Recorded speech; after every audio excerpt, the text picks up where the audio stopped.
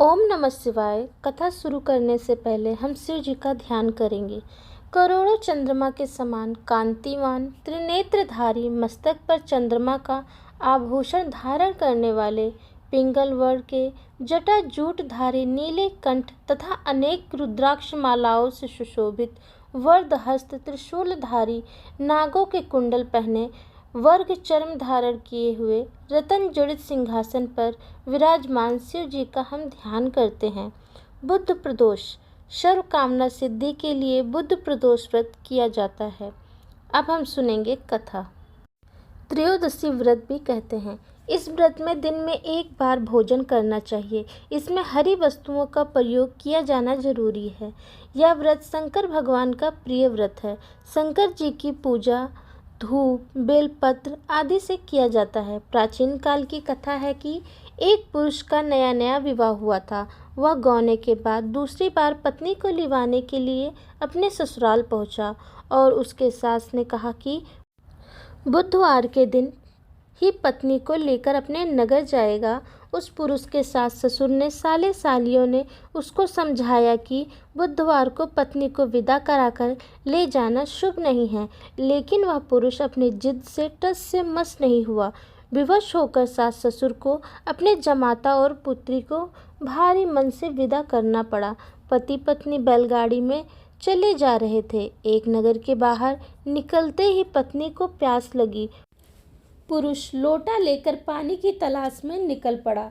पत्नी एक पेड़ के नीचे बैठ गई। थोड़ी देर में जब पुरुष पानी लेकर वापस लौटा तो उसने देखा कि उसकी पत्नी किसी से हंस हंस कर बातें कर रही थी और उसके लोटे से पानी भी पी रही थी। यह देखकर लड़के को क्रोध आ गया। वह अपनी पत्नी के पास पहुंचा तो उसे आश्चर्य का कोई ठिकाना नहीं रहा, क्योंकि उसकी पत्नी जिस पुरुष से बात कर रही थी वह देखने में उसी की भांति तथा पत्नी भी सोच में पड़ गई कि दोनों पुरुष आपस में झगड़ने लगे।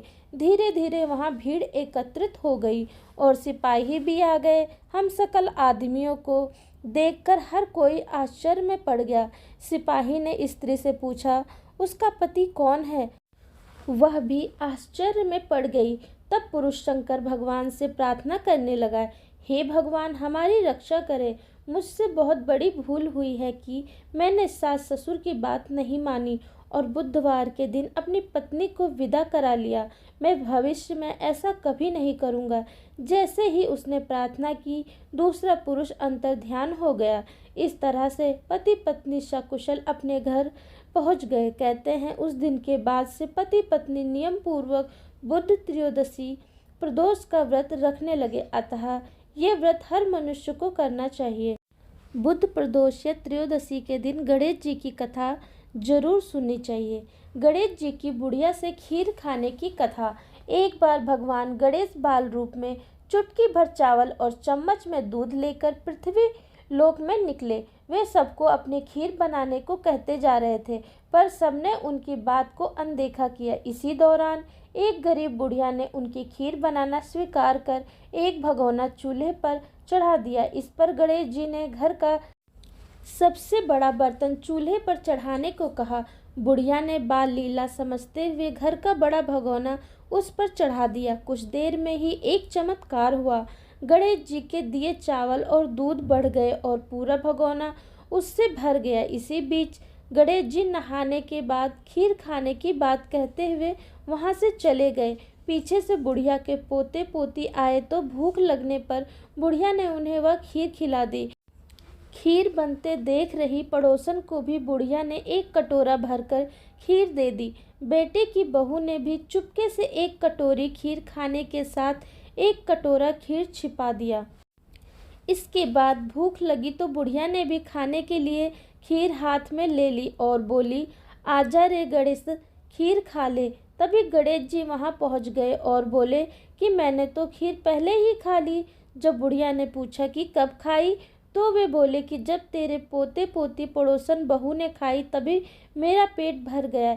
इसके बाद जब बुढ़िया ने बाकी बची खीर के उपयोग के बारे में पूछा तो गणेश जी ने उसे नगर में बांटने को कहा। जब बुढ़िया ने खीर बांटी तो राजा को भी इसका पता लग गया। इस पर उसने बुढ़िया को अपने दरबार में बुला लिया। सारा माजरा जानकर उसने बुढ़िया का खीर का भगोना अपने पास मंगा लिया। पर राजा के महल में जैसे ही वह पहुंचा तो उसमें कीड़े मकोड़े व जहरीले जानवर गिर गए। यह देख राजा ने वह बर्तन वापस बुढ़िया को दे दिया, जो उसके घर ले जाते ही वापस पहले जैसा हो गया। इसके बाद बुढ़िया ने फिर गणेश जी से बचे हुए खीर के उपयोग के बारे में पूछा तो उन्होंने झोपड़ी के कोने कोने में गाड़ देने को कहा। ऐसा कर बुढ़िया रात को सो गई और गणेश जी उसकी झोपड़ी को लात मारते हुए अंतर ध्यान हो गए। अगले दिन जब बुढ़िया उठी तो उसे अपनी झोपड़ी महल में बदली हुई और खीर के बर्तन सोने जवाहरात से भरे मिले। गणेश जी की कृपा जानकर बुढ़िया काफ़ी प्रसन्न हो गई। कथा के बाद गणेश जी से प्रार्थना करें, हे गणेश जी महाराज, आपने जैसा फल बुढ़िया को दिया वैसा सबको देना। कथा कहने वाले और हुक्कारा भरने वाले और आसपास के सुनने वाले सबके भंडार भरना। बोलो श्री गणेश भगवान की जय, भोलेनाथ की जय। अब गणेश जी की आरती। जय गणेश जय गणेश जय गणेश देवा, माता जाकी पार्वती पिता महादेवा। एक दंत दयावंत चार भुजाधारी, मस्तक सिंदूर सोहे मूस की सवारी। जय गणेश जय गणेश जय गणेश देवा, माता जाकी पार्वती पिता महादेवा। अंधन को आँख देत कोढ़िन को काया, बाजन को पुत्र देत निर्धन को माया। हार चढ़े फूल चढ़े और चढ़े मेवा, लड्डुअन का भोग लगे संत करे सेवा। जय गणेश जय गणेश जय गणेश देवा, माता जाकी पार्वती पिता महादेवा। दीनन की लाज रखो शंभ चुतवारी, कामना को पूर्ण करो जग बलिहारी। जय गणेश जय गणेश जय गणेश देवा, माता जाकी पार्वती पिता महादेवा। भोलेनाथ की आरती। ओम जय शिव ओमकारा, स्वामी जय शिव ओमकारा। ब्रह्मा विष्णु सदा शिव, अर्धांगिनी धारा। ओम जय शिव ओमकारा, एकानन चतुरानन पंचानन राजे। हंसानन गरुड़ासन, वृषवाहन साजे। ओम जय शिव ओमकारा, दो भुज चार चतुर्भुज, 10 भुज अति सोहे। तीनों रूप निरखता, त्रिभुवन जन मोहे। ओम जय शिव ओमकारा, अक्षमाला वनमाला रुंडमाला धारी। चंदन मृग मद सोहे, भोले शुभकारी। ओम जय शिव ओमकारा, श्वेतांबर पीतांबर वाघांबर अंगे। सनकादिक ब्रह्मादिक प्रेतादिक संगे। ओम जय शिव ओमकारा, करके माध्य कमंडलु चक्र त्रिशूल धरता।